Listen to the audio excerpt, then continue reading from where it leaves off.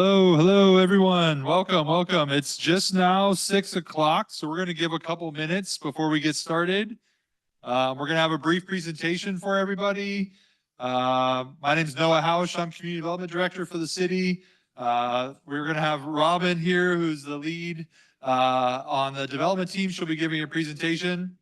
Just a couple kind of logistics things. You guys, most of you, I'm sure, have been to City Hall, but ladies' restroom is out this door and down the hall that way. Men's restroom is down the hall this way. We're here from 6 to 7:30 if we need to be tonight. And just know that this is the first meeting of a few, so we want to make sure we hear from everybody. Some people, when you get into crowds, some people aren't comfortable speaking. Some people are very comfortable speaking. So just know we might end up trying to balance it out. We really want to make sure everybody has a chance to speak. We're happy to set meetings individually. If you really have a lot to say, we can chat later. I have business cards here. This is John Paul Harries. He's senior planner for the city. He's going to be the planner on the project. So just know this is the first of a few meetings. This is very general. There's no project design yet. So it's just intended to get to know everybody, hear from you, and start the conversation. So just know that, and thank you all for your time. We got a couple minutes after 6 now. We want to be really respectful. So I'm going to hand it over to Robin. We're going to go ahead and get started. Thanks. Hi, I'm Robin. Can everybody hear me? Great. I'm the founder and manager of Freebird Development Company, the developer that the city selected for the site. Thank you for coming tonight. If you did not sign in, please do. And please include, at the very least, your email address so that I can make sure you guys are informed of all of the other meetings coming up. Also, I have some box dinners here for anybody who wants one. So if you didn't take one yet and you want to bring one home later, feel free to grab one. We have turkey cheddar, Mediterranean veggie, and some tuna on the side. Sure. Sorry, I forgot beverages. I'm going to quickly go over the agenda and then hand it back actually to Noah, who's going to talk a little bit about why the city selected Freebird to work with. Go ahead if you can advance. Slide. Sorry that we have, there's no way of getting it bigger. We don't need to see ourselves. There we go. Okay.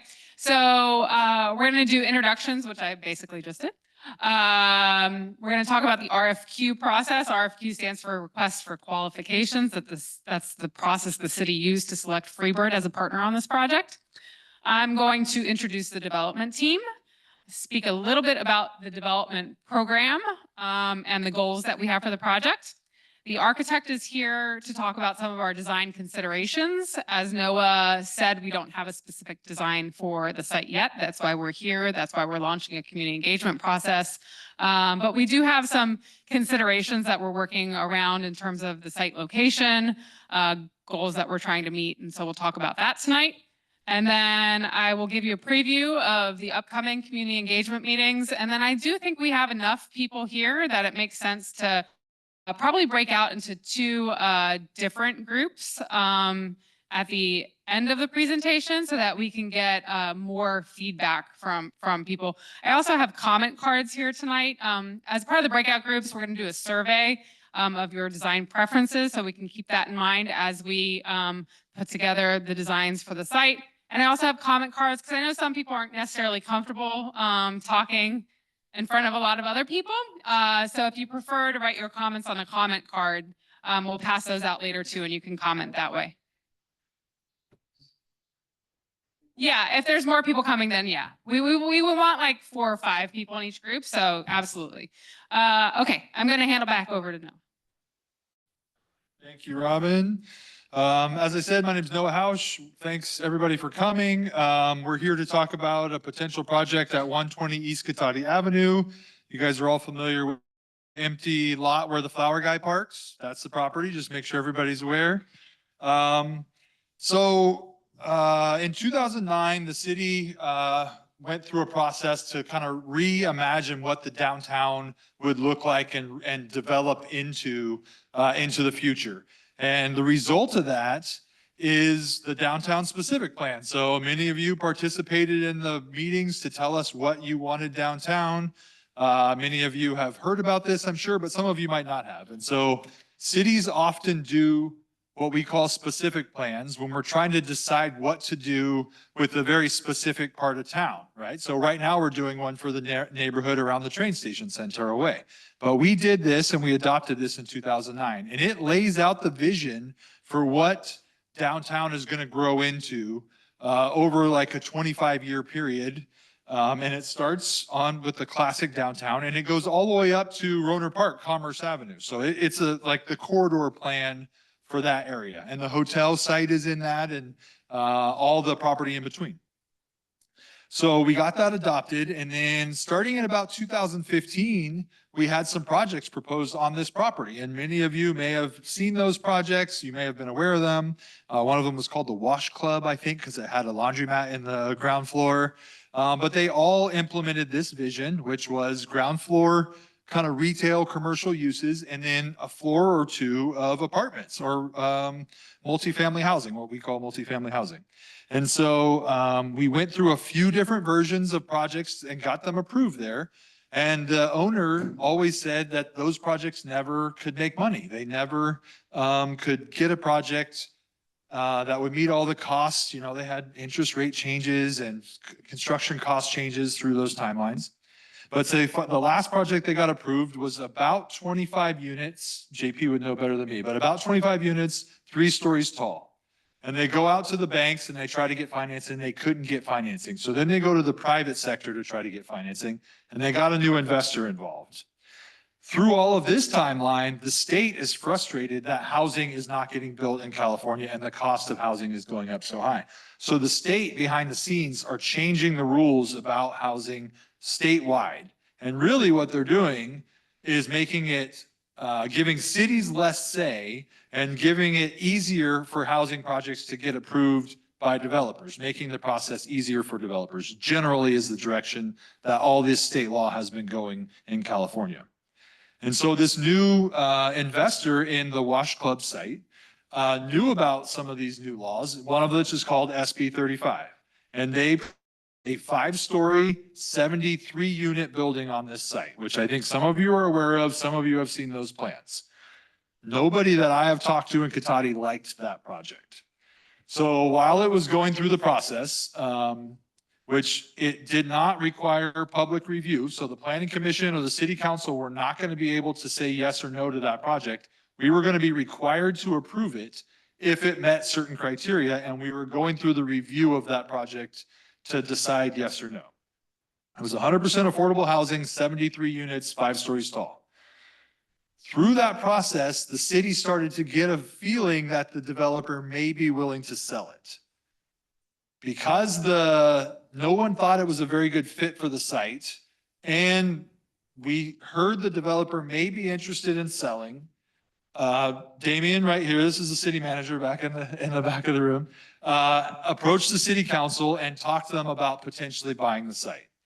The city council wasn't sure what funding sources we would have, but we looked and we had funding from the Affordable Housing Fund. So we have a fund of money specifically to support the development of affordable housing in Cotati, and we had enough money to buy the site, basically, and that's all we had, basically.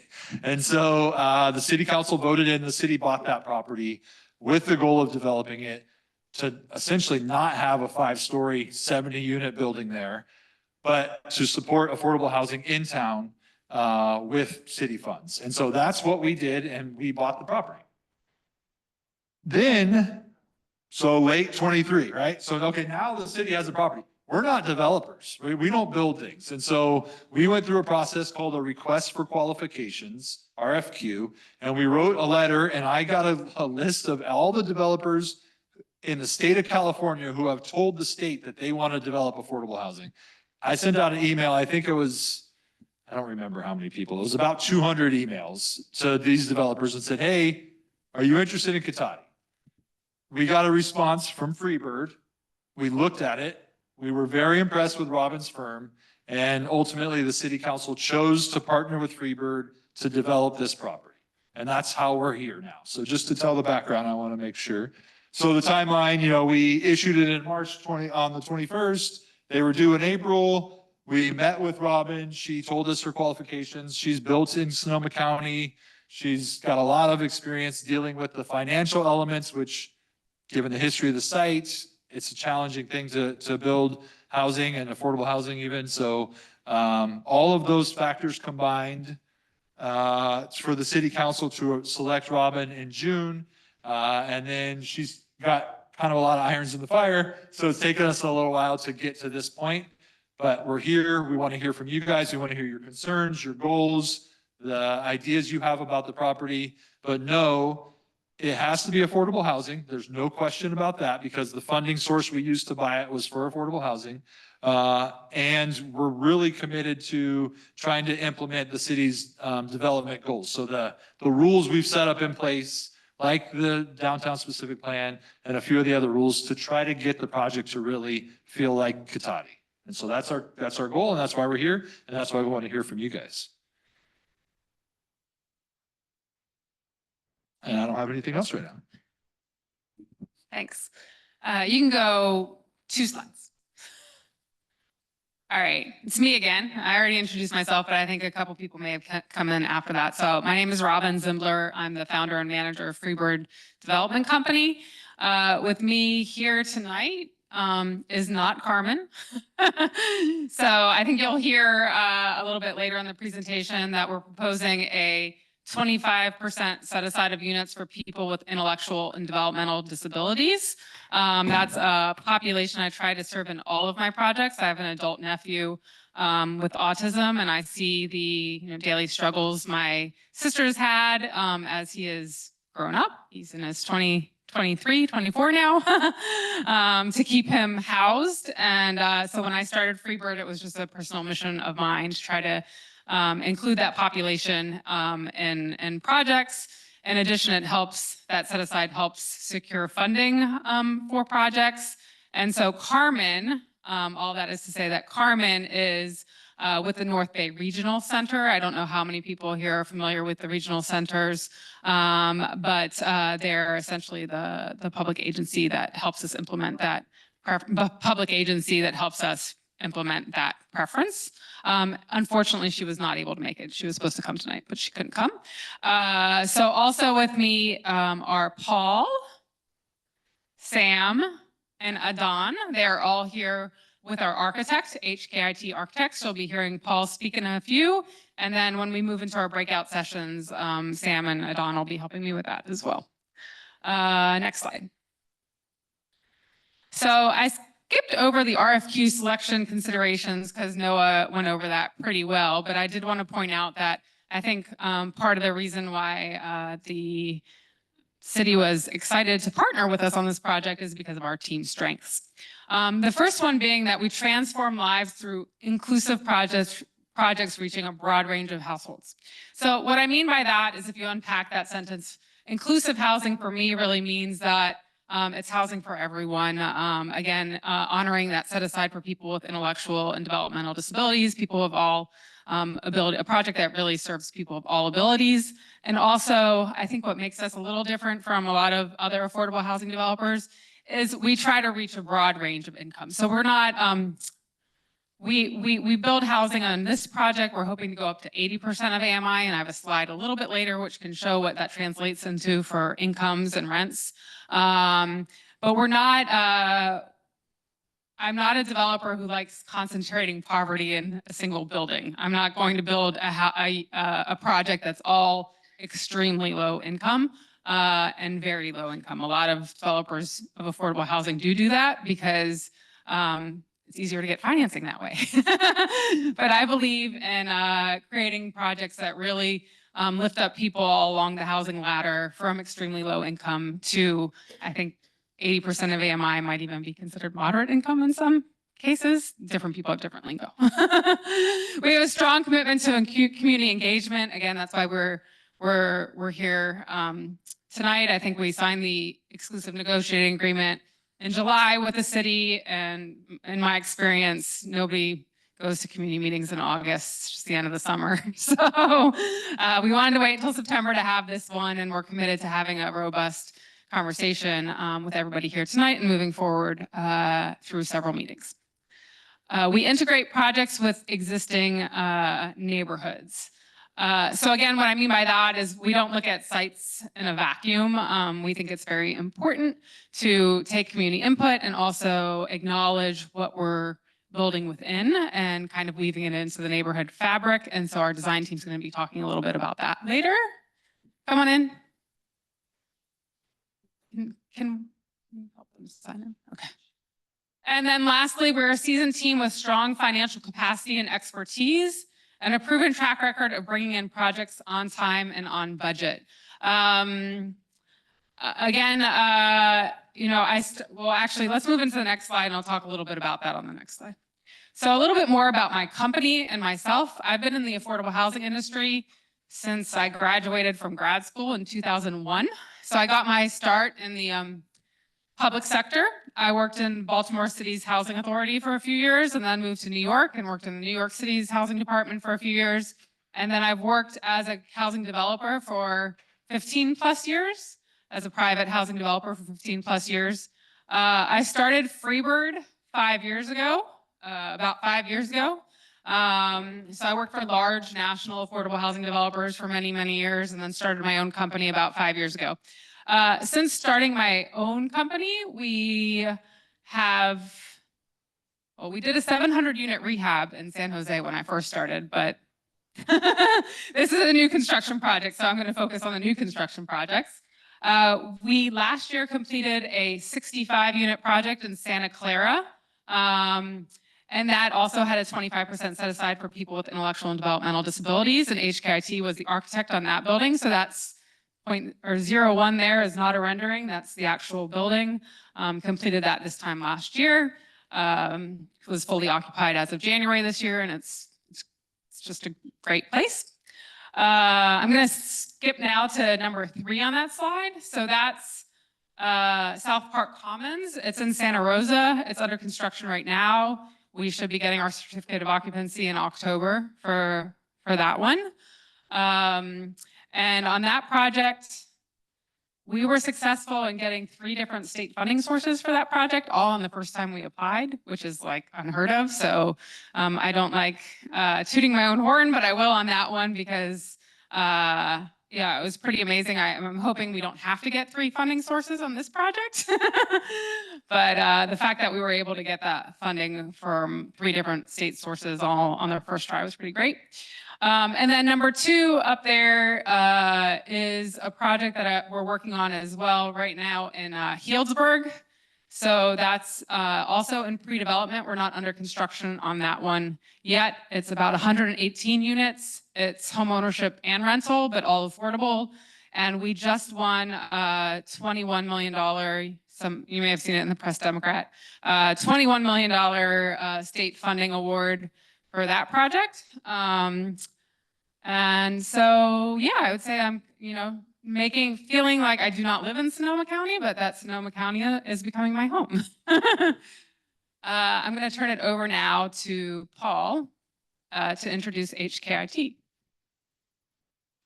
Hi, everybody. Paul McKelvey with HKIT. Been working in housing, primarily affordable housing, for the last 25 years. Our office, HKIT, we're located in the Bay Area, but we have projects as far north right now as Healdsburg. We've got Enzo Village as one of our recently completed projects in Healdsburg. And also working with Robin in South Park, rubbing my crutches. And yeah, we've had 5 years working with Robin. It's been very successful. This will be our 3rd Freebird project.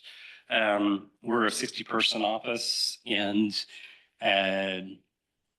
as mentioned, working as far north as Healdsburg, as far south as Monterey. And we're really here tonight just to listen. We're not from Cotati. This is new to us, this neighborhood. And we've had the chance to visit and walk and dine here in the city, but we're really looking for everyone's perspective. We're coming in. We don't ascribe to a particular style or rigid philosophy. We're not building glass and steel, monoliths or anything like that. We're really looking for your feedback and to make a building that feels like it really belongs here.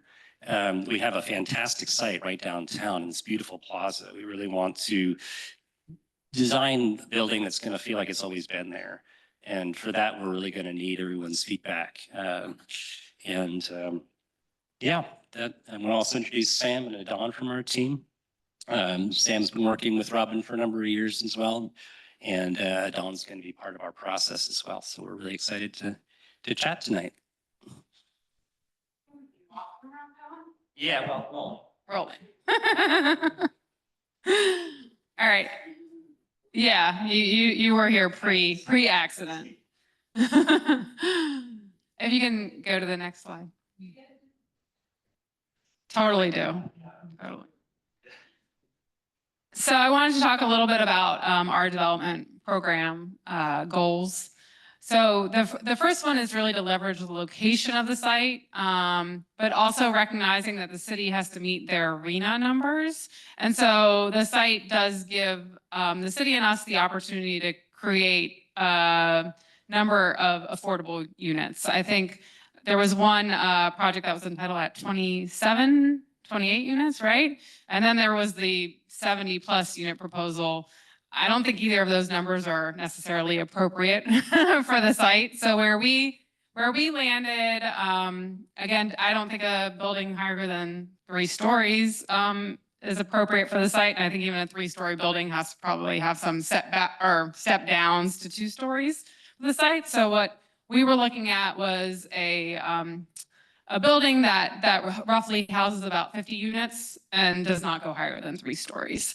Again, we don't have specific designs tonight to share, but that's kind of the parameter that we're looking at. And I'll just be very honest and transparent in saying that, you know, for me, a project that's 5 units is just as hard as a project that's 50 units. And so I usually don't develop anything that's really less than 45 to 50 units. A lot of my projects are in like the 45 to 65 unit range because it just doesn't pencil with my time and energy to work on 20 unit projects. Serve a broad range of household sizes and incomes. So as I mentioned before, the project would have various income tiers up to either 60% of the area median income or 80%, depending on what financing sources we're able to secure. It's also important to note it would be a mix of studios, 1s, 2s, 3s. So the studios, 1-bedroom, 2-bedroom, 3-bedroom houses or units. We don't have a specific mix in mind right now, other than to say that to be competitive for as many funding sources as possible, it will have to have at least 25% 2-bedrooms and at least 25% 3-bedrooms. So what we ultimately end up with will have at least 25% 2-bedrooms and at least 25% 3-bedrooms. So we're not going to be proposing like 50, studio apartments for the site. Provide inclusive housing. So again, the commitment to have 25% set aside for people with intellectual and developmental disabilities. Another benefit to including that population in the project that I didn't mention before is parking. So I know a critical, probably one of the main concerns in communities when any development goes up is really parking. And so we have seen on our projects with that set aside that people with intellectual and developmental disabilities don't own cars. So there's no overnight parking need. They do have aids that come during the day. And so there is parking needs during the day for those units, but that's also during the day is when a lot of people are otherwise out and about at work, et cetera. So we have achieved lower parking ratios very successfully in projects with intellectual and developmental disability set-asides. And lastly, be a good neighbor, again, both through our community engagement process and through our design. Being respectful of what's around us. Next slide. Now I'm going to turn it back over to Paul, and he's going to go over some of the design goals. Yeah, you'll see around the room here, we've got some site plans. This is our way of immersing ourselves in the site and understanding the neighborhood and the various factors. So we look at where do people come and go? Where do cars move? Where does the sun come from? Where do we have noise? Where do we have views? And I think as Robin mentioned, we want to keep this building fairly compact. I mean, being 3 stories, it's still going to be one of the biggest buildings in the neighborhood. So at a 3-story building, we're going to, with our design, we really want to break up that size and the bulk of the building, particularly along East Cotati Avenue. We have a long facade there. So our strategy is going to be to break that up into smaller pieces so it doesn't seem like such a big building. Oh, yeah, sure. With the shape of the site, which is unusual, we have these 2 corners that are really prominent to the public. And we really want to engage at the street level and spend a lot of time thinking about the experience walking, especially along Redwood Highway, where we have a pedestrian scale retail, very nice sort of Main Street feel. If we can continue that feeling along the plaza by the park and make more of that pedestrian scale retail, that seems like that would be a really compatible mix with the surrounding area. We also have a corner on the far end, the opposite at the intersection of Charles and Cotati. That's this sort of a cute corner that's very prominent. So there we also have an opportunity for our building lobby or possibly retail, but we're looking for feedback on that as far as where would be the best place to put retail, best place to put the lobby for the building. We will have parking for the residents, and our idea is for the parking to be invisible, for it to be away from the street and not really part of the fabric. There's going to be at least 1 garage access, possibly 2, but beyond that, the cars will be inside the building and be out of view. Other things we want to look at, as Robin mentioned, apartments, we're going to have a variety of apartments for families. We're also going to have amenity spaces. So in this building, there'll be a community room that will be space for celebrations, parties, after school programs, other events within the building. There'll also be some outdoor space. We're going to create some terraces that are, again, kind of interior to the building, away from the street, where there'll be play areas for children, there'll be dining, seating areas for the residents, so that there's enough of a community amenity space to really create this as a whole community and not just a bunch of apartments together. And finally, we want to be environmentally conscious with our design. We're looking for the very beginning and where the sun comes from. We're going to be building to the latest state of the art as far as energy efficiency, water conservation, and recycle materials to the extent that we can to minimize our footprint on the environment. So those are some of our initial thoughts. I'm hoping we'll get a lot more feedback today. We're going to have pads and paper, and we're going to be taking a lot of notes today that we'll come back with at our next meeting. But today it's just for us to listen and gather information. You can go ahead that was what's on the board. Go to the next slide, please. So I just wanted to go over briefly some of the community benefits that our project would provide. And again, this is probably one of the reasons why the city is partnering with us.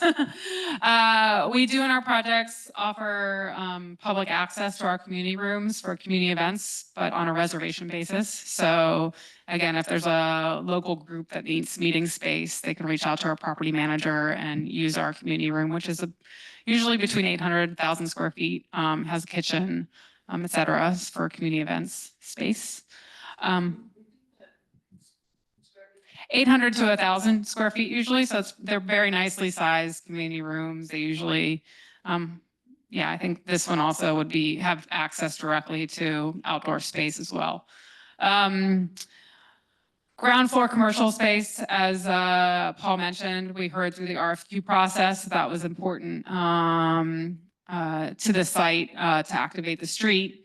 And so we really are envisioning an active streetscape between the lobby and the retail space. And one of the things that we want to hear from people tonight is ideas for that retail space. We envision it as a neighborhood serving space. We also don't want to compete with existing businesses here in Cotati. So we'd love to hear ideas from people tonight when we go into our breakout sessions as to what could work in that space.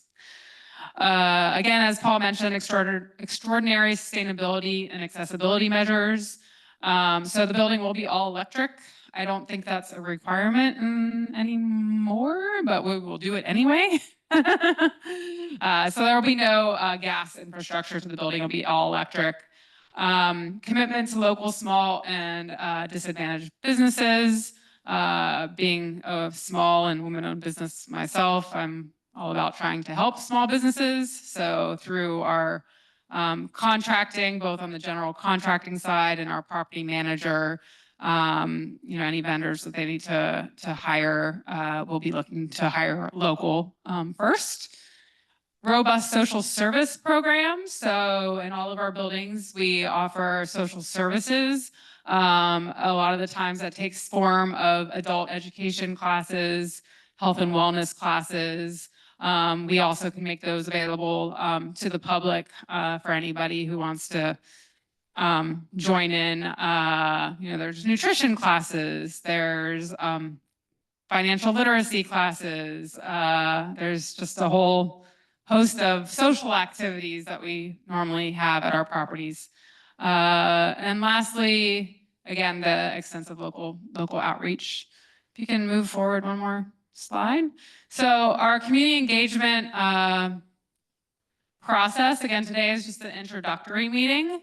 In our breakout sessions after this, we have a survey that we want people to complete and hand in so that we can get a feel for what your design preferences are. And then we will be coming back. I think we have it tentatively scheduled for November 20th before Thanksgiving. Hopefully it's not tentative, it's firm. So put that on your calendar, November 20th at 6 o'clock, same location, where we will come back with concept plans. And so between now and then, we'll be working with the city to develop those plans and bring them to actually have something for people to respond to and provide feedback on November 20th. And then we have another meeting. This one, I don't know if it has been scheduled yet. It would be an opportunity to present the plans at this early stage to the City Council and Planning Commission, and for informational purposes. There would be no action taken, but from what I understand, some of the planning commissioners and City Council members definitely have things that they'd like to see on the site. So we want to make sure we're getting that feedback in a formal way as well. And so what we would do on the 10th is we would have a couple weeks to synthesize any information, any feedback we got back on the November 20th meeting, but we'd be back here again presenting slightly revised plans to the City Council and Planning Commission. So, and that would be open to the public as well. And then we are definitely open, depending on how this process goes, to adding meetings. I think that's just, we'll take it one step at a time. In some of our projects, we've gotten real good consensus after 3 meetings. Some projects it's taken 4. So we're definitely open to adding a 4th meeting if need be before officially applying for our entitlements. My contact information is up there. I also have cards here tonight. So if you'd like my information, feel free to come up and grab a card. And then I think if you can go to advance 2 slides, I'll come back to the breakout group slide. I have just a couple slides here because I know we talk about affordable housing and we throw around the acronym AMI, area median income, but I'm not sure everybody knows what affordable housing is. So I have a couple of slides here that just shows in 2024 numbers, because the numbers change every year based on what HUD releases. But in 2024 numbers, what affordable housing is. So this shows you across the top is the number of people in a household. So it's all based on how many people are in your household. And then on the left shows the various AMIs. And again, my goal is to have a project that serves all of these AMIs. So if you're a household of one person, you would be looking at a studio or a one bedroom. You would need to make in between roughly 29,000 and 77,000 to be able to afford unit in this building. And again, this is 2024 numbers, 2024 numbers. So it's roughly 29,000 to 77,000. That's just the income. That's not the rent. So that's if you're a one-person household. So if you're a one-person household, you wouldn't be able to rent a 2-bedroom or a 3-bedroom under the various rules. You would only be able to rent a studio or a 1-bedroom. And then if you go up to a 4-person household, in a 4-person household, you would be in a 3-bedroom unit. Most likely, and that income range, you would qualify for housing there if you were between about 41,000 and 110,000. And then if you go to the next slide, this is just what that translates into rents for a studio, 1-bedroom, 2-bedroom, and 3-bedroom. So again, 2024 numbers, I should have footnoted that at the bottom. But just again, the whole purpose of this is just to give people an idea of when we talk about affordable housing, what do we mean, right? So in terms of rents. I think maybe for the breakout sessions, we leave this slide up there just so people can get a feel for that. All right, so I think we're going to go ahead and move into the breakout sessions unless anybody presenting has anything else they want to say. So again, just at the breakout sessions, we have a few things we want to do. And we're going to have different locations where people can go. I think we probably should break into maybe 3 smaller groups. Actually, yeah, before we do the breakout session, if there's a few questions, you'll have a chance in your breakout group as well to ask questions. But if folks have questions, let's set aside like 5-10 minutes right now to answer some questions in the group. Sorry, you can go Heidi and then Adrian. Okay, so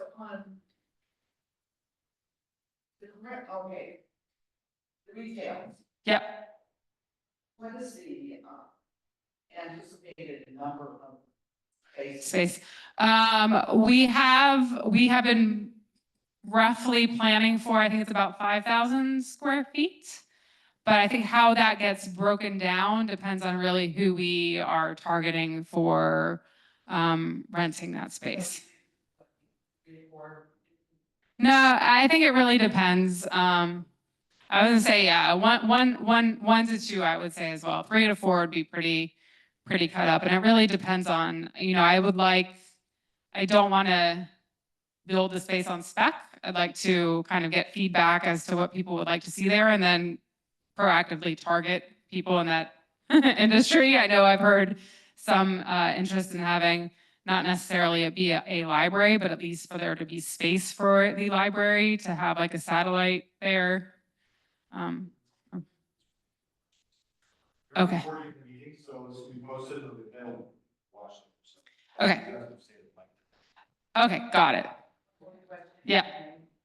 Whether if you're contracting local businesses, did you get involved in construction? We will. We're way premature for that at this point, but yes, when we do, we will definitely reach out to the local community for both general contracting and subcontracting opportunities. Adrian, I know you had your hand up as well, and then. Question for Noah is whether or not this was the only bid you got from all those people. And then I have a question for Rob. It is the only response we got. I had a few calls from other interested folks, but this is the only formal response we got to the RFQ. That's correct. And the other question I have is, do you have the ability or the desire to do a kind of Cotati priority for people to come into the building? Yes, I think, and do you want to take that on? So Cotati has an adopted local preference policy for our affordable housing units. It's people who live or work in Cotati get first access. people whose children go to Cotati Rancho Cotati, School District, second access, Native American tribal members, third access, local tribes, and then fourth is Sonoma State University employees. And then that's all other things being equal, then those folks get preference. However, federal law has its own set of categories and criteria, and that may not be consistent with federal law. And Robin has asked us to get an opinion on whether or not our local preference policy is consistent with federal requirements for affordable housing, because it's likely that there will be some federal money in this project, and obviously those two things have to align. So any time we're building affordable housing with tax credits, we have to notify HUD when we're implementing a preference. And so, yeah, we've just requested that the city reach out now just to confirm that it's in line, so we don't run into any issues later down the road and find out, if for some reason it's not, and we're in the middle of lease up and lease up gets stopped, and that would not be good. So we're ahead of the game on that one. Yes. I can't. Okay. What street will the cars be spilling out of or coming out of from the apartment going home to? So we are currently showing 2 vehicle access points, one on East Cotati and one on Charles Street. That's consistent with the previously approved entitlements. So we thought it was important, given that we know that there was a lot of work and engagement and studies, et cetera, that went on previously through entitlements, that we not change that. Those are also related to locations. Yeah. Yeah. As far away from the corners as possible. Limits us to those two things. I said I keep forgetting to repeat the question, sorry. Robin, love the name.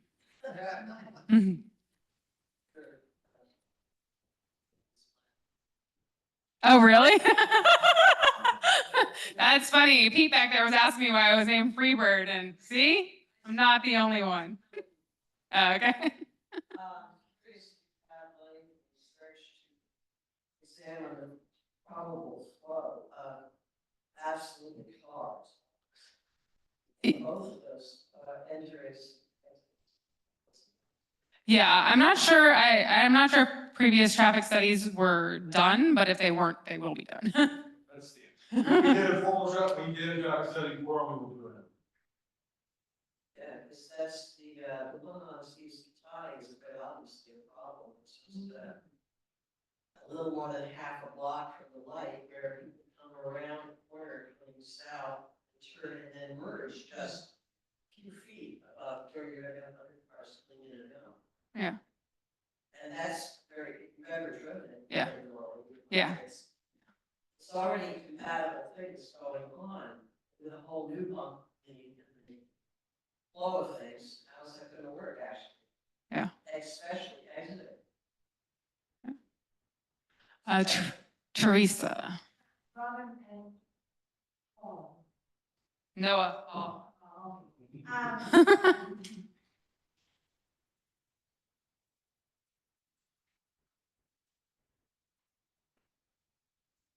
I can come back to you.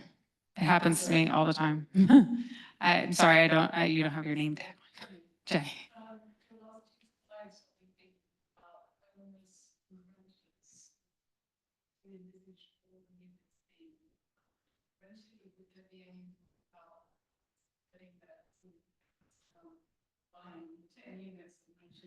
Yeah, sorry, I should have made that clear from the first slide. It would be a rental project, it would not be an ownership project. So what you see up there are the rents for the project. Oh, you're right, I did it again.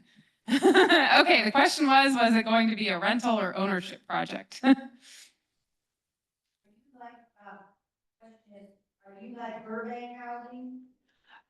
Yes, but a lot smaller. But I won't say a lot better because they're friends of mine. So I am different in that. So I am just a developer. I think Burbank also has a general contracting arm and a property management arm. So I work with third-party general contractors and third-party property managers. The property manager that we work with on all of our projects is the John Stewart Company. You may or may not be familiar with them. The John Stewart Company. Sorry, the John Stewart Company. They're the, I believe, largest affordable housing property manager in California. And they, prior to my starting Freebird, they were the property manager on all the projects that I worked on. And so I met them through that. They do an excellent job. So they are the property manager that we would intend using here. You're a manager on site. Yes, there will be a manager 24/7 on site.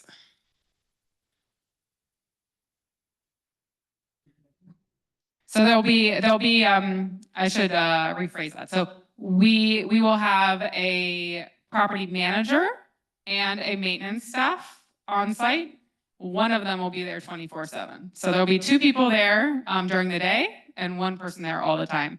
Sometimes the manager is there, sometimes, so we have a unit that somebody lives in. And sometimes John Stewart chooses to have their manager live there, and sometimes they choose to have their maintenance staff live there. I think it depends on their recruiting and what the needs are of the staff that they're looking to hire. Sure. So you're not just a developer, you're the owner. Yes. The question is, am I the developer and owner? And the answer is yes. And so it's obviously HUD and Section 8 or.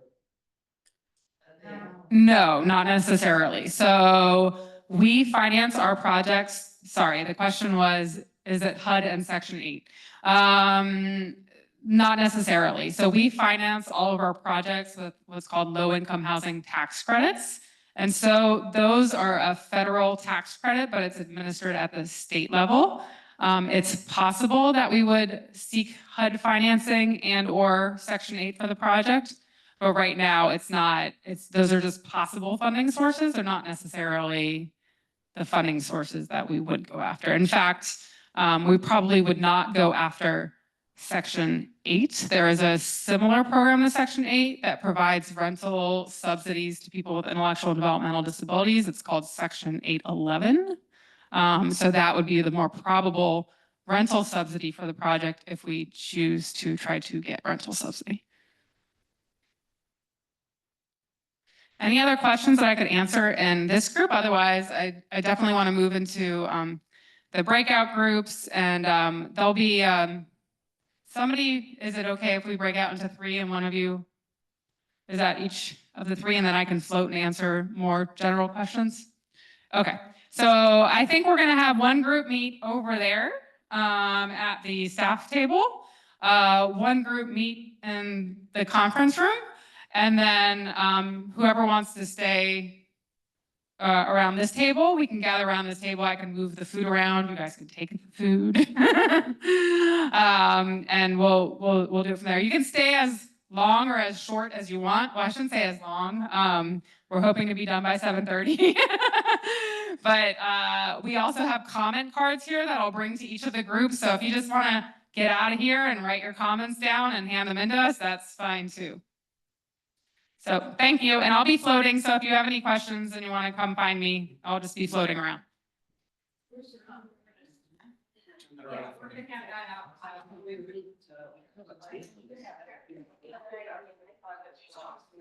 So everybody just know that there's about 9 seats in the conference room. John Paul will be in there, so we'll have city staff in the conference room as well as in this room. So if you have questions about the process, thanks, Jenny. City staff can answer questions about the process. What about design? Well, and so we'll have people on both sides to talk about both issues is what I'm saying. So, yeah, only about 8 people in there to leave 1 chair remaining. Yeah, and all flow back.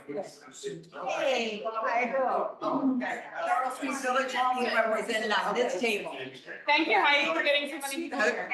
Appreciate it. Yeah, appreciate your. Go ahead, I'm.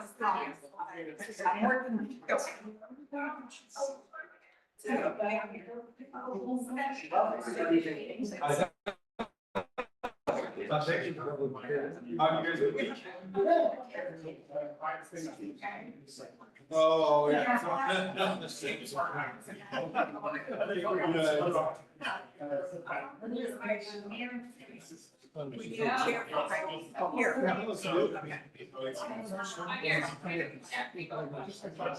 I haven't looked, I just picked the turkey because. We're gonna do this one.